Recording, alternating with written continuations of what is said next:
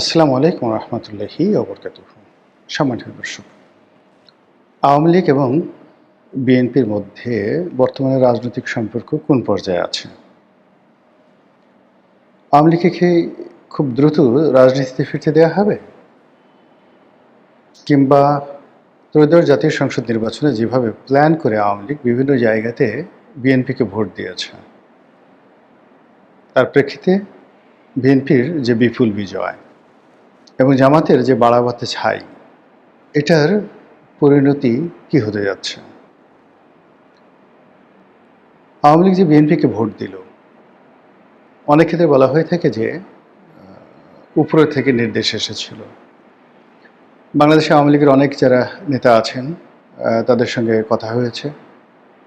তো অনেক প্রার্থী, তাদের সঙ্গে কথা হয়েছে, অনেক প্রার্থী পরাজিত হয়েছেন, বিজয়ী হয়েছেন। যারা জয়ের ব্যাপারে শতভাগ নিশ্চিত ছিলেন, তারা অনেকে বলার চেষ্টা করেছিলেন যে একেবারে নির্বাচনের শেষ দিকে এসে আওয়ামী লীগের ভোটার যারা আছে তারা ইউটার্ন করে বিএনপির দিকে চলে যাওয়ার কারণে অনেক সম্ভাব্য প্রার্থী তারা বিজয়ী হতে পারেনি।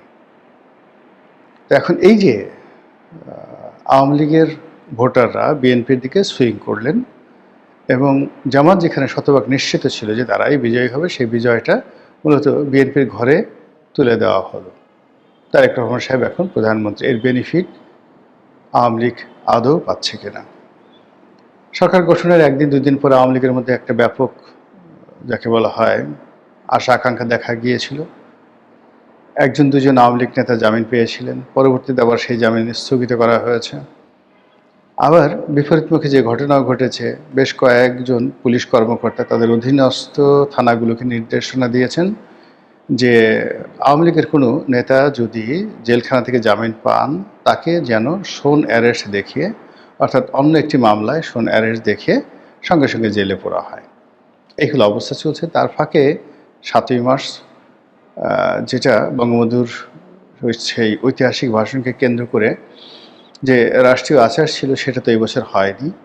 অধিকান্ত যে ঘটনাটি ঘটেছে সেটা হলো কিছু ছাত্রছাত্রী ঢাকা বিশ্ববিদ্যালয় ক্যাম্পাসে শাহবাগ চত্বরে এই বঙ্গবন্ধুর ভাষণ বাজানোর চেষ্টা করেছিলেন। সেখানে জামাত এবং শিবিরের যারা লোকজন আছেন তারা ব্যাপক আক্রমণ করেছেন, মব তৈরি করেছেন এবং অনেকটা ইনুস জমানার মতো মব তৈরি করেছেন এবং তাদেরকে পুলিশের হাতে তুলে দেওয়া হয়েছে। পুলিশ তাদেরকে গ্রেপ্তার করেছে। যেভাবে গত ১৭ মাসে তারা মবের কাছে আত্মসমর্পণ করেছে, একইভাবে এবারও পুলিশ সেই মবের অনুগত থেকে যারা এই যাকে বলা হয় ৭ই মার্চের ভাষণ বাজানোর চেষ্টা করেছে, তাদের বিরুদ্ধে আমি আজকের এই সময়টা পর্যন্ত মামলা হয়েছে কিনা বলতে পারবো না, তবে গতকাল রাত পর্যন্ত যেটা আমরা জেনেছি যে তাদের বিরুদ্ধে মামলা হচ্ছে। তো এই অবস্থাতে আওয়ামী লীগের ফিরে আসাটার সম্ভাবনা কতটুকু, আদৌ এটা সম্ভব হবে কিনা, আগামী দিনের রাজনীতির কী ধরনের সমীকরণ ঘটতে যাচ্ছে, সেই বিষয়গুলো নিয়ে সংক্ষেপে আলাপ আলোচনা করার চেষ্টা করব। প্রথমেই তারেক রহমান সাহেবের ব্যক্তিগত অ্যাটিটিউড বোঝার চেষ্টা করুন। তিনি ঠিক শেখ হাসিনা যে কাজগুলোর জন্য নিন্দিত হয়েছিলেন, ঠিক সেই কাজগুলো তিনি বন্ধ রেখেছেন। প্রথমত তিনি কথা বলছেন না।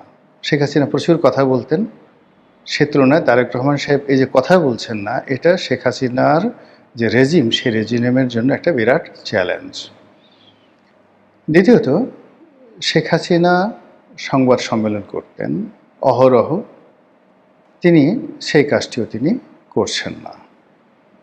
তারপর শেখ হাসিনা চলাফেরা করতেন প্রধানমন্ত্রীর মতো, একেবারে একটি যাকে বলা হয় রাজা বাদশার যে স্টাইল, বা ধরুন পৃথিবীর সবচেয়ে পাওয়ারফুল একজন প্রধানমন্ত্রী যেইভাবে রাজস্বিকতা নিয়ে চালচলন করেন, শেখ হাসিনা ঠিক সেইভাবে চলতেন। বিশ্বের বিভিন্ন দেশে চার্টার প্লেন করে যেতেন, তার সঙ্গে ২০০-২৫০ সঙ্গী সাথী থাকতেন। তারপর তিনি প্রায়ই গণভবনে সেই রাজকীয় ভোজের আয়োজন করতেন। নৃত্য হতো, গীত হতো, গল্প হতো, কবিতা হতো, আরও কত কিছু। সব মিলিয়ে আরব্য রজনীর যে কাহিনী, সেই কাহিনীর মতোই তিনি তার যে রাজনৈতিক জীবন, সেই রাজনৈতিক জীবনটাকে তিনি বর্ণাঢ্য করে ফেলেছিলেন। অন্যদিকে তারেক রহমান সাহেব শেখ হাসিনার এই কর্মটিকে রীতিমতো চ্যালেঞ্জ ছুড়ে দিয়েছেন। তিনি একেবারে নিপাট একজন নিম্ন মধ্যবিত্ত যুবকের মতো চালচলন করেন। তার পোশাক, তার হাতের ঘড়ি, তার প্যান্ট, তার পায়ের জুতো সবকিছুই আপনি বলতে পারবেন যে এগুলো দামি জিনিস নয়, সাধারণ মানের জিনিসপত্র তিনি চলাফেরা করেন। তার ব্যক্তিগত যে গাড়িটি রয়েছে, যেটা তার যাকে বলা হয় অফিস থেকে দিয়েছে, অফিস মানে বিএনপি অফিস।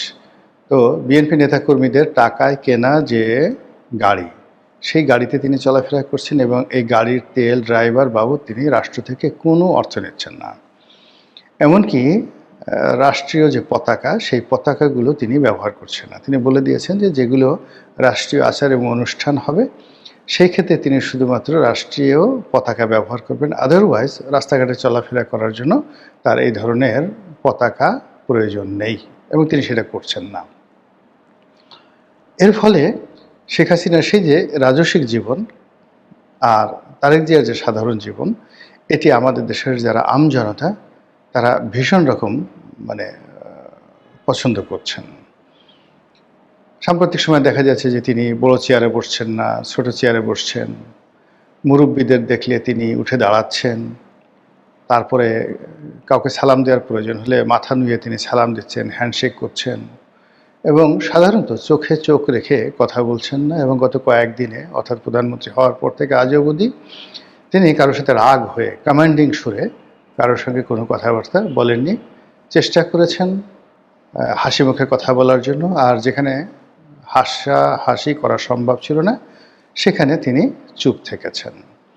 তো এই জিনিসগুলো রীতিমতো শেখ হাসিনা, আওয়ামী লীগের জমানা তাদের সবাইকে চ্যালেঞ্জের মুখে ফেলে দিয়েছেন। আপনি যদি আওয়ামী লীগের যে সকল মন্ত্রী খুব স্টাইলিশ ছিলেন, বিশেষ করে ওবায়দুল কাদের সাহেব ছিলেন, তোফায়েল আহমেদ সাহেব ছিলেন, আরও অনেকে, তারা খুব স্টাইল করে চলতেন, ভালো পোশাক আশাক পরতেন, ভালো গাড়িতে চলতেন, তারপরে তারা যেখানে যেতেন সেখানেই দ্যুতি ছড়াতেন।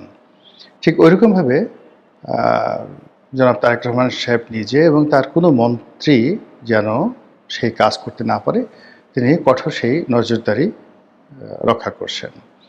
তিনি যেটা শেখ হাসিনা চালু করেছিলেন যে প্রধানমন্ত্রী নিয়মিতভাবে সচিবালয়ে অফিস করবেন, তো এটা তিনি পালন করতে পারেননি। মাঝে মধ্যে তিনি অকেশনালি বা অর্নামেন্টালি, আলংকারিকভাবে তিনি সচিবালয়ের অফিসে যেতেন।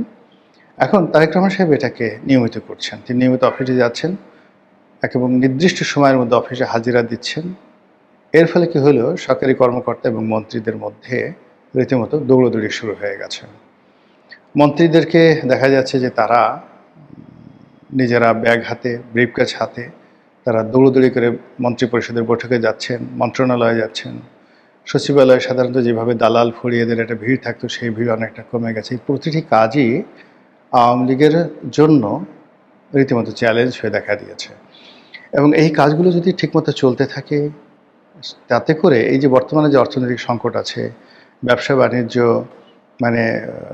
খারাপ বা মব হচ্ছে, অনেক ক্ষেত্রে সরকারের যা করা উচিত সেই কাজগুলো সরকার করতে পারছে না, এই বিষয়গুলো নিয়ে মানুষজন মাথা ঘামাবে না। আমাদের দেশের মানুষজন আসলে আনন্দ উৎসব করতে পছন্দ করে। আমাদের দেশের মানুষ দেখা গেল বাড়িতে আপন কেউ মারা গেছেন, দাদা মারা গেছেন, দাদি মারা গেছেন, কাফনের কাপড় আনার জন্য বাজারে গেছেন, তো পথে দেখা গেল সাপের খেলা হচ্ছে, বা বটগাছের নিচে বসে কোনো জটাধারী সন্ন্যাসী তারা দোতারা বাজিয়ে গান ধরেছে, মদিনা যাব কেমনে, মদিনা যাব কেমনে।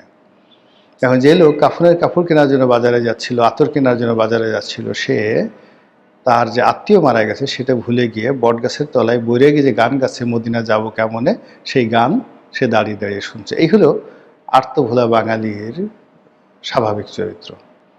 বাঙালি সম্পর্কে নানাজনে নানা কাহিনী লিখেছেন। প্রখ্যাত বাঙালি বুদ্ধিজীবী শ্রী নীরজচন্দ্র চৌধুরী, তার দুটো খুব অমূল্য গ্রন্থ রয়েছে। একটা হলো বাঙালি জীবনের রমণী, আর একটা হলো আত্মঘাতী বাঙালি।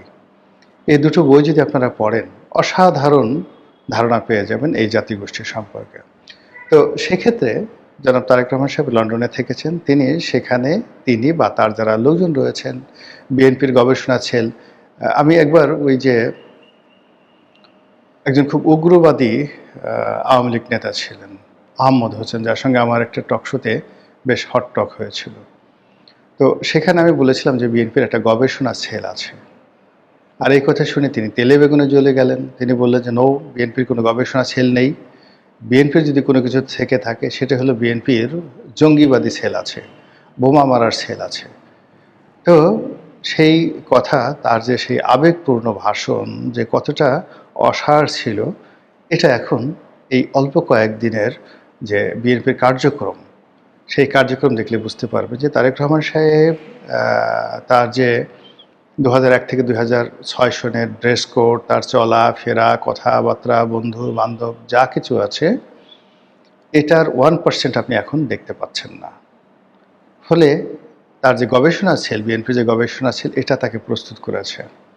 আগে তিনি যে ভাষায় কথা বলতেন, এখন তিনি সে ভাষায় কথা বলছেন না। আগে যে ভাষায় তাকাতেন এবং যে ধরনের উদ্যত আচরণ তার মধ্যে ছিল বলে শোনা যায়, তার একটু উদ্যত আচরণ গত এই উনি ক্ষমতায় গ্রহণ করার পর থেকে আজ অবধি, তার তো প্রায় 3 মাস হয়ে গেল, তো আজ পর্যন্ত সেই ঘটনা কিন্তু ঘটেনি।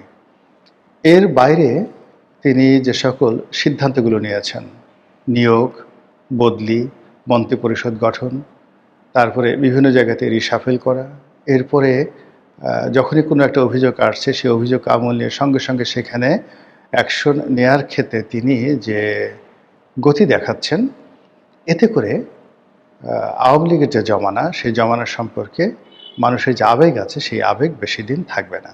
আমাদের দেশে বোঝার চেষ্টা করুন, মানুষ সেই খালি গায়ে থাকে, খালি গায়ে থাকে।